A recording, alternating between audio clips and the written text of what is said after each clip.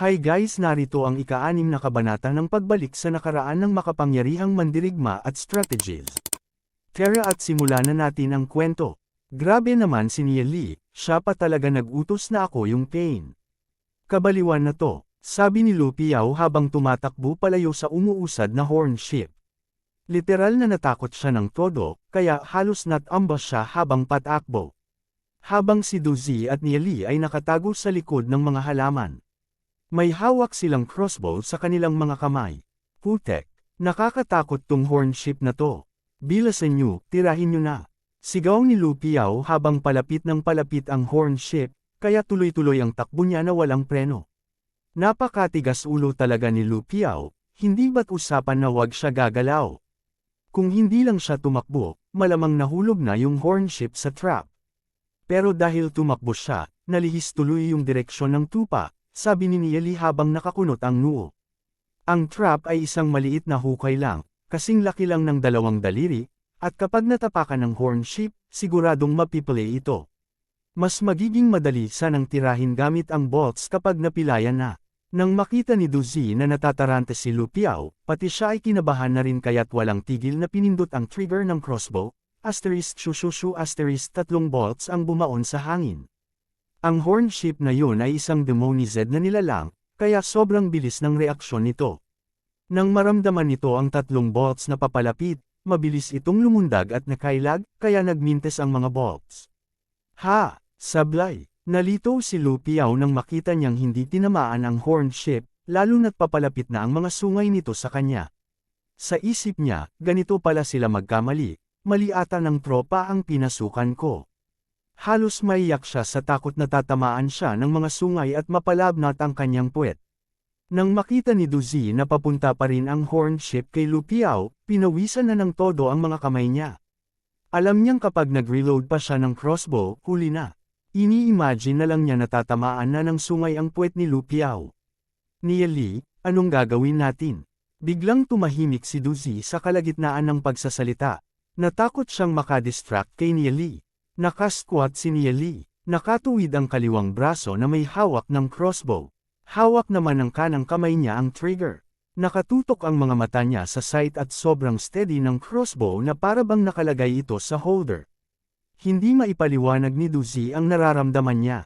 Hindi pa nagpapaputok si Nia Lee, pero parang siguradong tatama ito sa horn ship.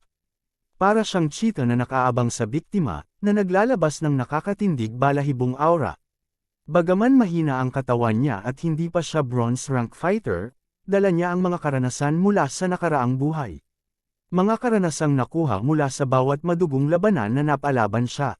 Kahit anong sandata, mapa-espada man o crossbow, sa kamay ni Nia Lee nagiging deadly weapons lahat. Kahit hindi pa siya bronze rank fighter, may mga paraan siya para patayin kahit isang bronze o silver rank fighter. Ang buong paligid ay parang sa kanya lang nakafocus. Ang mga mata niya ay parang lawi na naghihintay ng tamang pagkakataon para damapo sa biktima.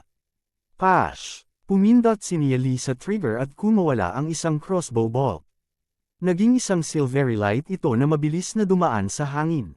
Ang anggulo na tinarget ni Nia Lee ay nasa blind spot ng horn ship. Tumama! Napamangha si Du Zi nang makita niyang dumaan ang bolt. Naging kakaiba ang pakiramdam niya kay Nia Lee, parang isa itong veteranong mamamana. Hindi nakailag ang horn ship. Flop! Tinamaan ng bolt ang likod na paa ng horn ship. Thud! Bumagsak ang horn ship sa lupa at napahalanghing, sa mismong harapan ni Lu Piao, at nagdulot ng alikabok sa paligid. Hinihingal si Lu Piao. Sobrang kabado siya. Nang makita niya na napahalanghing ang horn ship ng walang tigil, napaisip siya, grave, muntik na yun ah. Buti na lang ligtas ang puwet ko. Kung nahuli pa ng konti ang bolt ni Nia Lee, malamang tinamaan na siya ng horn ship. Kung ordinaryong bolt lang ang ginamit, hindi ganito kalala ang pinsala sa demonized na horn ship at siguradong makakatayo pa ulit ito. Pero ang bolt na ginamit nila ay hindi basta-bastang bolt. May pahid itong gamot na halo ng blackpool grass at zoysia grass. Para itong sumpa sa mga horn ships. Agad na damaloy ang gamot sa ugat ng horn ship papunta sa puso nito. Hindi nagtagal, unti-unti nang hamina ang paghiyaw ng horn ship. Ang bilis! Nagulat si Du Zi. Hindi niya inakala na ganito kalakas ang epekto ng gamot na hinanda ni Nieli. Makalipas ang ilang sandali, tuluyan nang nawalan ng lakas ang matipunong tupa. Pati si Lu Piao ay nagulat. Alam niya kung gaano kalakas ang mga tupa na ito, na kasing lakas ng dalawang bronze rank fighters kapag pinagsama. Karaniwang kailangan ng mahabang oras para talunin ang isa, pero natalo nila ang horn ship na ito gamit lang ang maliit na ball. Grabe, ang lupit ng nangyari kanina. Sa tuwing naalala ni Lu Piao ang nangyari, bumabalik ang takot na naramdaman niya. Kung hindi ka lang tumakbo, hindi sana naging threat sa'yo ang horn ship na yon. Tumawa si Nieli. Okay, bulong ni Lu Piao, na namumula ang mukha. Hindi siya sumunod sa plano, at agad na nagpanik nang makita ang papalapit na horn ship. Habang nakatingin sa bumagsak na horn ship, pakiramdam ni Lu Piao ay parang nasa panaginip pa rin siya. Ang mga galaw at itsura ni Nieli mula kanina hanggang ngayon ay parang nakaukit na sa isipan niya, na nagdulot sa kanya ng malalim na paghanga. Mula pagkabata, ngayon lang tunay na humanga si Lu Piao sa isang tao. Ang galing ni Nieli sa pag-shooting ay parang pang-master level. Kahit mag-training ang isang ordinaryong tao ng 10 taon, hindi pa rin niya mararating ang level ni Nieli. Bilis-bilasan niyo na at linisin. Ayaw natin ng kahit anong parte maliban sa mga sungay, balahibo sa leeg, demon crystal, at demon spirit. Utos ni Nieli. Ang demon crystal at demon spirit ng horned sheep ay nasa bandang utak. Ang demon crystals ay parang kasing laki ng hinlalaki, at halos lahat ng demon beasts ay may ganito. Ang demon spirit naman, bihirang matagpuan, at isa o dalawa lang ang meron sa bawat 10,000 horned sheep. Parang apoy ng kandila ang itsura ng demon spirit. Ang isang horned sheep na may demon spirit ay mas malakas kumpara sa ibang mga tupa. Ang horned sheep ay medyo mababa lang ang level, isang star bronze ranked demon beast. Medyo mura lang ang mga materyales mula dito. Ang isang pares ng sungay ay pwedeng ibenta ng 5 demon spirit coins, at ang balahibo sa leeg ay pwedeng ibenta ng 3 demon spirit coins. Ang demon crystal naman ay pwedeng ibenta ng 5 demon spirit coins. Bilangin natin to ng ganito, kahit wala man lang demon spirit dito, mabibenta pa rin to ng mga 13 demon spirit coins. Inabot lang sila, siguro, ng 5 minuto para mapatay yung horn ship. Kung ganito kabilis, di ba parang kaya nilang kumita ng libo-libong demon spirit coins sa isang araw? Di mapigilan ni Duzi na ma-excite. Sobrang hirap ng pamilya nila at ang kita nila ay nasa 2 hanggang 3,000 demon spirit coins lang kada taon. Para lang mapasok siya sa Holy Orchid Institute, napilitang mangutang ng pamilya niya sa mga kamag-anak at kaibigan. Si Duzi na lang ang pag-asa nila. Kung sasama siya kay Nieli sa paghunt ng horn ship, kaya na niyang bayaran ang tuition niya sa hinaharap.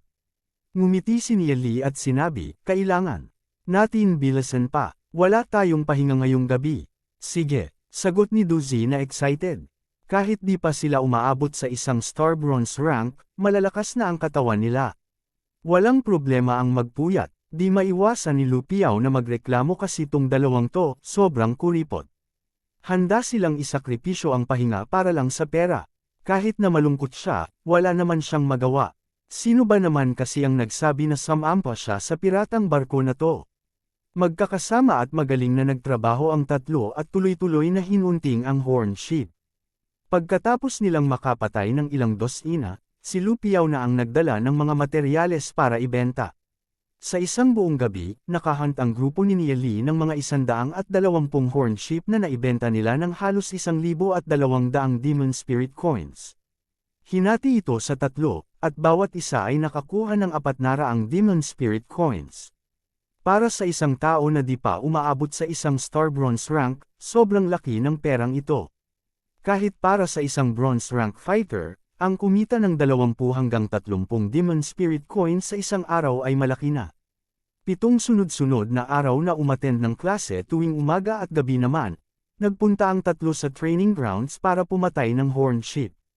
Ngayon, umabot na ng higit 10,000 demon spirit coins ang pera nila, na para sa kanila ay sobrang laki na ng halagang to. Ang mga estudyante sa Holy Orchid Institute nagtataka kung bakit biglang kumonti ang horn ship sa training grounds. Dati, maglalakad ka lang ng konti at madali mo na silang makikita sa grupo-grupo.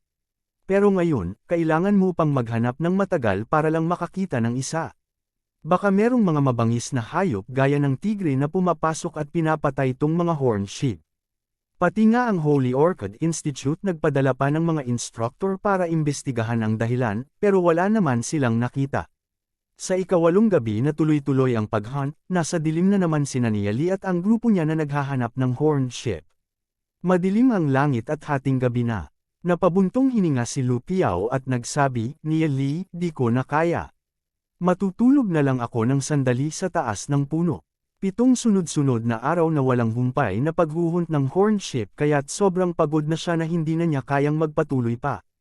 Pati si Duzi, di na rin kayang magpatuloy.